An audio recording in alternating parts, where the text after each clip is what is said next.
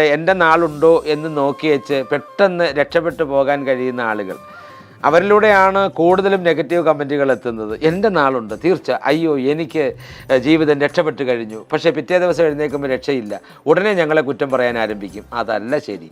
പൂർണ്ണമായും കേൾക്കണം. കേട്ടതിന് ശേഷം എന്താണ് എൻ്റെ നാളിന് ഉള്ള ദോഷം, എന്താണ് എൻ്റെ നാളിനുള്ള ഗുണം, ദോഷമാണെങ്കിൽ അത് മാറാൻ എന്ത് ഞാൻ ചെയ്യണം, ഗുണമുണ്ടെങ്കിൽ അത് നിലനിൽക്കാൻ എന്ത് ഞാൻ ചെയ്യണമെന്ന് എപ്പിസോഡിൻ്റെ അവസാനം വരെയുള്ള സമയത്ത് നമ്മൾ പറയാറുണ്ട്. മറ്റുള്ള ചാനലിൽ തികച്ച് വ്യത്യസ്തം തന്നെയാണ് സുദർശന TV. നിങ്ങളോട് ഒരു കാരണവശാലും ഞങ്ങളുടെ ഇത് സബ്സ്ക്രൈബ് ചെയ്യാൻ പറയുന്നില്ല, ബെല്ലൈക്കൺ പ്രസ് ചെയ്യാൻ പറയുന്നില്ല. നിങ്ങൾക്ക് രക്ഷപ്പെടണം എന്ന് ഉണ്ടെങ്കിൽ അപ്പോൾ ഞങ്ങളുടെ ഈ ചാനൽ നിങ്ങൾ കാണും. ആ വിധി അനുസരിച്ച് മുന്നോട്ട് പോവുക.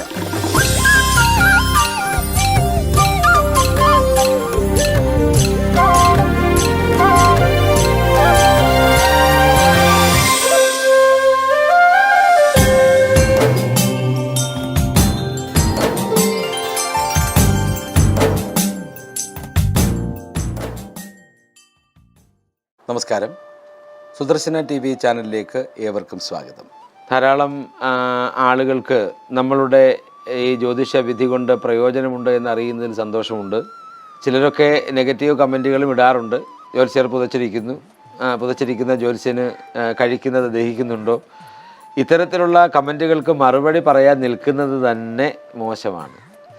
ഞാൻ അതുകൊണ്ട് കൂടുതലായിട്ടൊന്നും പറയുന്നില്ല. ജീവിത പ്രശ്നങ്ങൾ നേരിടുന്നവരാണ് നിങ്ങളെങ്കിൽ നിങ്ങളുടെ പേരും നാളും കമൻറ്റ് ബോക്സിൽ രേഖപ്പെടുത്തുക. ഞങ്ങളുടെ പ്രാർത്ഥനാ വേളകളിൽ അതുകൂടി ഉൾപ്പെടുത്തി ഞങ്ങൾ പ്രാർത്ഥിക്കും. തീർച്ചയായും ഈശ്വരൻ്റേതായ അനുഗ്രഹം എല്ലാവർക്കും ലഭിക്കട്ടെ എന്ന പ്രാർത്ഥനയോട്, കുറ്റം പറയുന്നവർക്ക് ഉൾപ്പെടെ ലഭിക്കട്ടെ എന്ന പ്രാർത്ഥനയോടെ ഇന്നത്തെ കണ്ടന്റിലേക്ക് കടക്കുകയാണ്. ഇന്നത്തെ എപ്പിസോഡിൽ ശനി മാറ്റത്തെക്കുറിച്ചാണ്. അതായത് മനുഷ്യ ജീവിതത്തിൽ ദുഃഖ ദുരിതങ്ങൾ ധാരാളം സമ്മാനിക്കുന്ന ശനിദശാകാലം മാറി വന്ന് ആ ശനിദശയുടെ മാറ്റത്തിൽ അവരനുഭവിക്കാൻ പോകുന്ന സമ്പൽ സമൃദ്ധിയുടെ മനോഹരമായ നിമിഷങ്ങളെ ഓർമ്മപ്പെടുത്താൻ പോകുന്ന ഒരു എപ്പിസോഡാണിത്. ശനിദശ നമ്മൾ പല എപ്പിസോഡ്സുകളിലും പറഞ്ഞിട്ടുണ്ട്. തീർച്ചയായും ശനിദശ വന്ന് കയറുമ്പോൾ കാലങ്ങൾ, അതായത് കണ്ടകശനിയാണെങ്കിലും ഏഴരാണ്ടര ശനിയാണെങ്കിലും നമുക്ക് വന്നു ചേരുമ്പോൾ ഉണ്ടാകുന്ന ദുഃഖങ്ങളും ബുദ്ധിമുട്ടുകളും ദുരിതങ്ങളുമൊക്കെ വളരെ കഷ്ടതയോട് കണ്ണുനീരോട് അനുഭവിക്കുന്നു. അതിൽ നിന്ന് രക്ഷപ്പെടാനുള്ള മാർഗ്ഗങ്ങളും പല എപ്പിസോഡിൽ നമ്മൾ പറഞ്ഞിട്ടുമുണ്ട്. തീർച്ചയായിട്ടും മഹാശനിമാറ്റത്തിന് ശേഷം ഗുണം വരുന്ന, തലവര തന്നെ മാറുന്ന, ഇനി അങ്ങോട്ട് സമ്പൽ സമൃദ്ധിയിൽ ജീവിക്കാൻ പോകുന്ന കുറച്ച് നാളുകാരെ കുറിച്ചാണ് നമ്മൾ ഈ എപ്പിസോഡിൽ പറയാൻ പോകുന്നത്. കഷ്ടതകളും ദുരിതങ്ങളും രോഗ ബുദ്ധിമുട്ടുകളും കടബാധ്യതകളും കണ്ണുനീരും കയ്യും ദാമ്പത്തിക പ്രശ്നം എന്ന് വേണ്ട തൊടുന്നതെന്തും വലിയ വിഷയത്തിലേക്ക് ചെന്ന് അവസാനിക്കുന്ന ശനിദശാ കാലഘട്ടത്തിൽ നിന്നും മാറി സമ്പൽ സമൃദ്ധമായൊരു നന്മയൊരു കാലത്തിലേക്ക് പോകാൻ കഴിയുന്ന 10-11 നാളുകാരെ കുറിച്ചാണ് പറയാൻ പോകുന്നത്. 2.5 വർഷത്തിന് ശേഷം ശനി മൂലത്രികോണ രാശിയായ കുംഭം വിട്ട് വ്യാഴത്തിന് രാശിയായ മീനത്തിലേക്ക് എത്താൻ പോകുന്നു എന്നുള്ളതാണ് പറയാൻ പോകുന്നത്. ഈ 11 നാളുകാർക്ക് അവരുടെ ജീവിത കാലഘട്ടത്തിൽ ഇന്നലെ വരെ സംഭവിച്ചുകൊണ്ടിരുന്ന ദുഃഖകരമായ അല്ലെങ്കിൽ കാര്യ തടസ്സങ്ങളെല്ലാം തന്നെ മാറി വളരെ ഗൗരവതരമായ സമ്പൽ സമൃദ്ധമായ ഒരു ജീവിത പശ്ചാത്തലത്തിലേക്ക് പോകാൻ തുടങ്ങുകയാണ് അവർ. ചിലർക്ക് ശനി വളരെ ഗുണകരമാകും, മറ്റു ചിലർക്ക് കഷ്ടകാലവും തരും. അതങ്ങനെയാണ്. ജന്മ രാശിയുടേതായിരിക്കുന്ന വ്യവസ്ഥയുടെ അടിസ്ഥാനത്തിലാണ് ശനിയുടെ പ്രയോഗമെന്ന് പറയുന്നത്. ചിലരെ വളരെ വളരെ ബുദ്ധിമുട്ടിക്കും, എന്നാൽ ചിലരെ വളരെ സന്തോഷിപ്പിക്കും.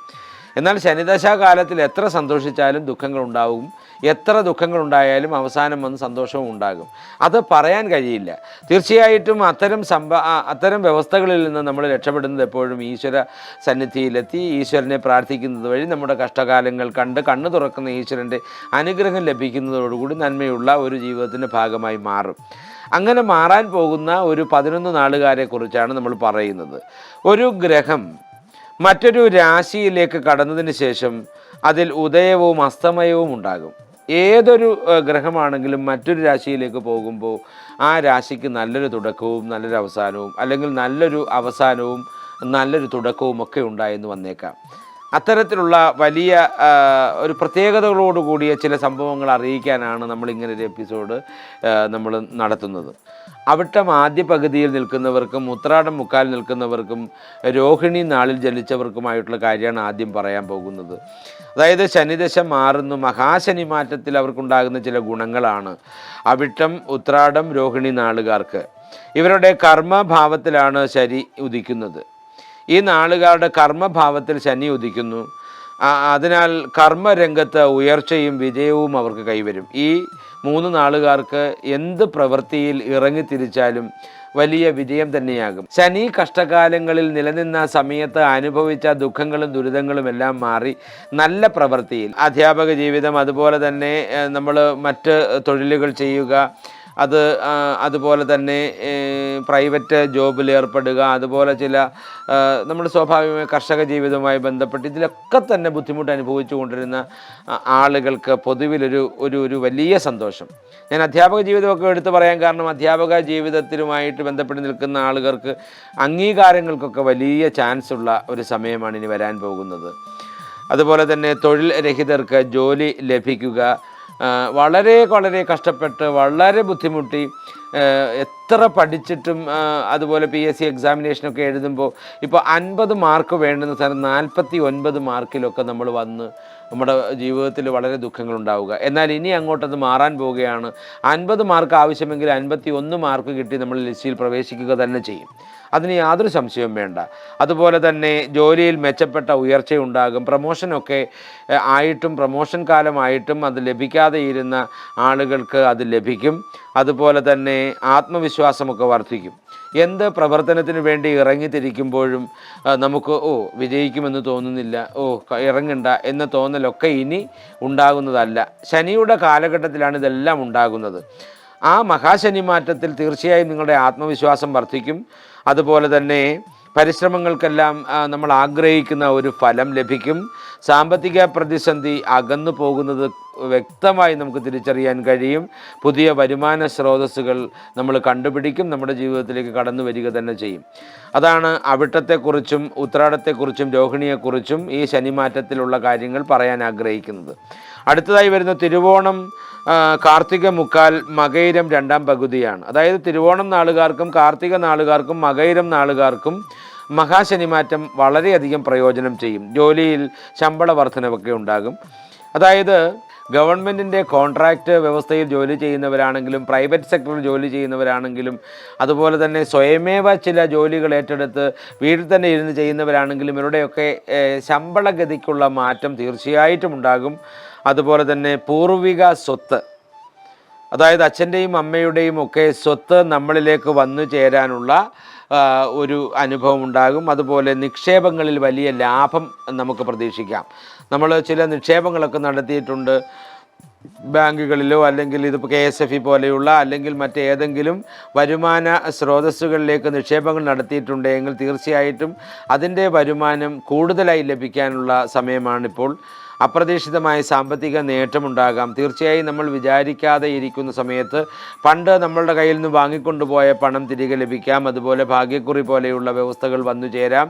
അതുപോലെ ചിട്ടി അതുപോലെയൊക്കെ ഉള്ള കാര്യങ്ങളിൽ പങ്കെടുത്ത് നറുക്കെടുപ്പിലുള്ള വിജയം തുടങ്ങിയവയൊക്കെ ഉണ്ടാവാം. അതുപോലെ വിദേശ ലോട്ടറി പോലും വന്നു ചേരാൻ കഴിയുന്ന സാഹചര്യം ഇവരിലുണ്ട്. പിന്നെ ബിസിനസ്സിൽ ലാഭം, ചെറുതായിട്ടൊരു കൊച്ചു കടയാണെങ്കിൽ പോലും അതിലൂടെ നല്ല ലാഭം പ്രതീക്ഷിക്കാൻ കഴിയുന്ന സാഹചര്യമാണ്. അതുപോലെ വിദ്യാർത്ഥികൾക്ക് പഠനപരമായിരിക്കുന്ന അവസ്ഥയിൽ ഗുണകരമായ അവസ്ഥയുണ്ടാകും. മഹാശനി നിലനിൽക്കുന്ന കാലഘട്ടത്തിൽ മൗഢ്യമൊക്കെ ഉണ്ടായിരുന്ന വിദ്യാർത്ഥികൾക്ക് ആ മൗഢ്യ ഗതിവിഗതികൾ മാറി പഠനത്തിൽ വളരെയധികം ഇഷ്ടത്തോട് മുന്നോട്ട് പോകാനുള്ളൊരവസ്ഥയുണ്ടാകും. വലിയ വിജയം തന്നെ ഉണ്ടാകാനുള്ള ചാൻസ് ഉണ്ട്. പിന്നെ ഓഹരി വിപണിയിലൊരു ലാഭം, ഓഹരി വിപണിയുമായി ബന്ധപ്പെട്ട് നിൽക്കുന്ന നാളുകാർക്ക് വളരെയധികം മാറ്റമുണ്ടാകും, വളരെയധികം വളർച്ചയുണ്ടാകും. അതുപോലെ തന്നെ കുടുംബത്തിൽ വളരെ സന്തോഷമാകും.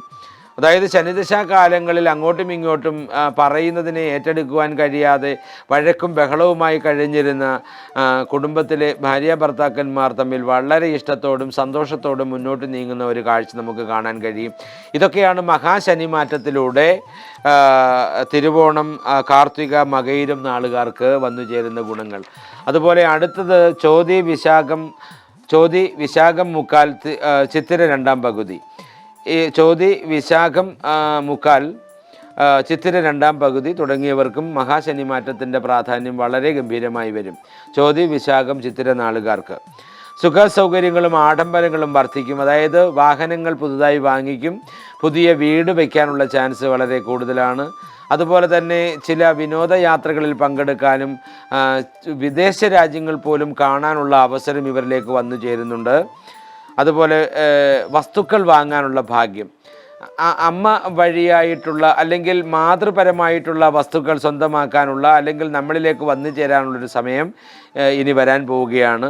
അതുപോലെ സാമ്പത്തിക ലാഭം, നമ്മൾ പലപ്പോഴും ഇറങ്ങി പുറപ്പെട്ടുള്ള പല കാര്യങ്ങളിൽ നഷ്ടങ്ങളുണ്ടായിട്ടുണ്ട്.